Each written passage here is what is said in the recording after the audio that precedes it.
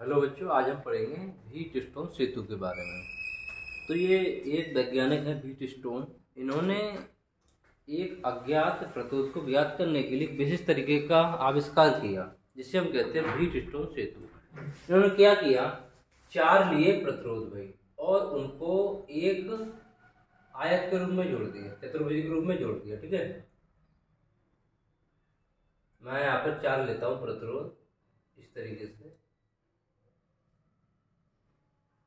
ये हमने 4 ले लिए प्रतिरोध। ठीक है, इन्होंने किया कि 4 प्रतिरोध लिए और चारों प्रतिरोधों को एक चतुर्भुज के रूप में जोड़ दिया। ठीक है, अब इस चतुर्भुज के एक विकर्ण में, ये वाला विकर्ण है, इसमें जोड़ दिया इन्होंने एक गैल्वेनोमीटर। इसे कहते हैं धारामापी। क्या कहेंगे? धारामापी। और जो दूसरा विकर्ण आ रहा है, ये वाला जो विकर्ण आ रहा है, इस विकर्ण में जोड़ दिया इन्होंने एक बैटरी, और यहाँ एक ये कुंजी लगा दी। ठीक है, इस तरीके से इन्होंने क्या किया, 4 प्रतिरोधों को जोड़कर एक चतुर्भुज बनाया, और उसके एक विकर्ण में जोड़ दिया उन्होंने एक गैल्वेनोमीटर, और दूसरे विकर्ण में जोड़ दिया एक बैटरी या सेल। ठीक है, इस सिरे को मान लेते हैं ए, इसको मान लेते हैं बी, इसको मान लेते हैं सी। अब देखो भाई, जब इस बैटरी से इसमें धारा प्रवाहित की जाएगी, जब बैटरी में धारा प्रवाहित की जाएगी, तो हम इन चारों प्रतिरोधों को इस प्रकार से व्यवस्थित करते हैं कि इसमें कोई विक्षेप ना हो।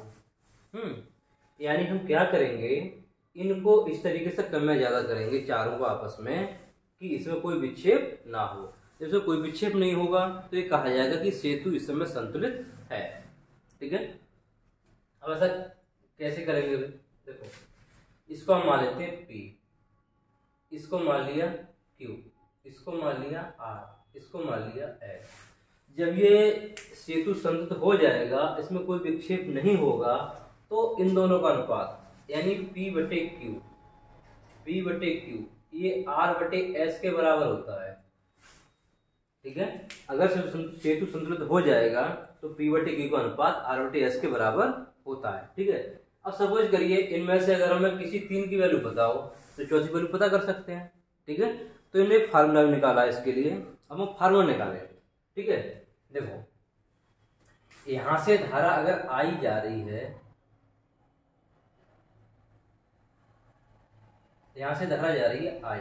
ठीक है, तो यहाँ पर धारा 2 भागों में बट जाएगी, एक भाग हो जाएगा I1 और एक भाग हो जाएगा यहाँ से I2। ठीक है, यहाँ भी I2 हो जाएगी धारा, और यहाँ धारा हो जाएगी I1। अब देखो, हम ये जानते हैं कि धारा का प्रवाह तभी होगा जब 2 बिंदु भी विभवांतर होगा।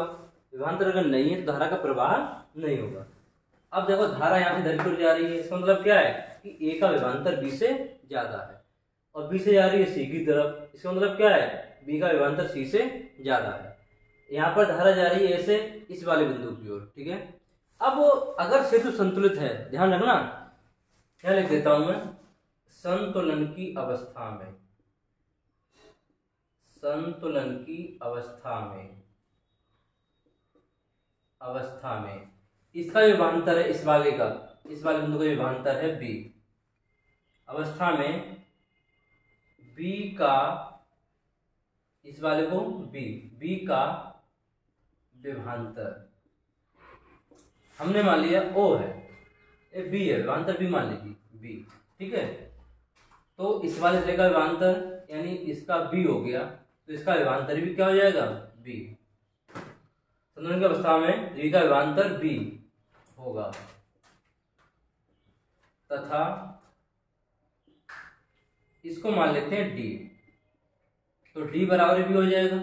ठीक है, ये वाला बिंदु हमने मान लिया है D, B होगा, तथा D का विभवांतर भी B ही होगा। तो मतलब ये कहने का है, अगर सेतु संतुलन की अवस्था में है तो विभवांतर इसका है, वही विभवांतर इसका होगा। B का विभवांतर B है तो D का विभवांतर भी B के बराबर होगा। ठीक है, हम जानते हैं भाई विभवांतर B बराबर होता है IR, विभवांतर B बराबर होता है आई आर, ये जानते हैं। यहाँ विभवांतर कितना हो रहा है, विभवांतर A माइनस बी, यानी धारा जा रही है इसे B की ओर, तो विभवांतर हो जाएगा A माइनस बी बराबर, विभवांतर हो गया A माइनस बी, B बराबर का था आई आर, तो धारा कितनी है इसमें I1, और प्रतिरोध कितना है P, समीकरण नंबर 1। अब यहाँ पर देख लेते हैं, यहाँ विभवांतर है B और B का मान कितना, B के बराबर, तो B माइनस सी, ये हो जाएगा B माइनस सी, इधर धारा I1 जा रही है, तो I1 ये Q, समीकरण नंबर 2। इसी तरीके से I2 की बात कर लेते हैं, यहाँ विभवांतर कितना है A minus D, A minus D, तो लिख देते हैं A माइनस डी बराबर I2R, समीकरण नंबर 3। ठीक है, इसके बाद यहां से धारा जा रही इधर की ओर, यानी D से कहां जा रही है धारा, C की ओर, तो इसको B के बराबर माना हमने, B के बराबर माना है B माइनस सी, B माइनस सी, तो B माइनस सी बराबर हो जाएगा I2S, इसे मान लीजिए समीकरण नंबर 4। देखो ये जो B माइनस सी है, ये वाला, ये B माइनस सी या फिर B माइनस सी हो जाएगा। ठीक है, ऐसे ये B माइनस सी हो जाएगा और ये A माइनस बी हो जाएगा। ठीक है, तो जो B है ये वाला B, ये B के बराबर है, तो मैं क्या इसकी जगह पर B लिख सकता हूँ। ठीक है, वो B की जगह पर C लिख सकता हूँ, तो B बराबर C है, तो यहाँ B आ रहा, हम क्या लिख सकते हैं B, तो यहाँ ये वाला B लिख दिया जाएगा, तो A माइनस बी बराबर I1P, समीकरण नंबर 5। हमारे पास 5 समीकरण आ गए भी। ठीक है, अब हम क्या करेंगे, इन समीकरणों को हल कर लेंगे। ठीक है, एक समीकरण होगी हमारे पास A माइनस बी बराबर I1P, एक समीकरण होगी B माइनस सी बराबर I1Q। ठीक है, और एक समीकरण होगी A माइनस डी। अब देखो D का मान भी B है ना, तो D बराबर क्या लिख देंगे B, तो जहां जे आ रहा है A माइनस डी, वहां पर क्या हो जाएगा A माइनस डी बराबर I2R। ठीक है, इसे माने समीकरण नंबर 6। इस समीकरण हल करते हैं हम लोग अब। ठीक है, हल करेंगे तो लिखेंगे समीकरण 5/6 से। ठीक है, समीकरण 5/6 से, तो समीकरण 5 कितनी है, A माइनस बी बटे A माइनस बी बराबर I1P बटे I2R। इससे ये कट जाएगा, तो इधर हो जाएगा एक बराबर हो जाएगा I1P बटे I2R। ठीक है, एक समीकरण हमारे पास ये आ गई 7 नंबर। ठीक है, अब वो एक समीकरण ये वाली ले लो, चौथी और दूसरी, क्या लिख देते हैं, समीकरण 2/4 से। तो समीकरण 2 कितनी है, B माइनस सी, और समीकरण 4 कितनी है, B माइनस सी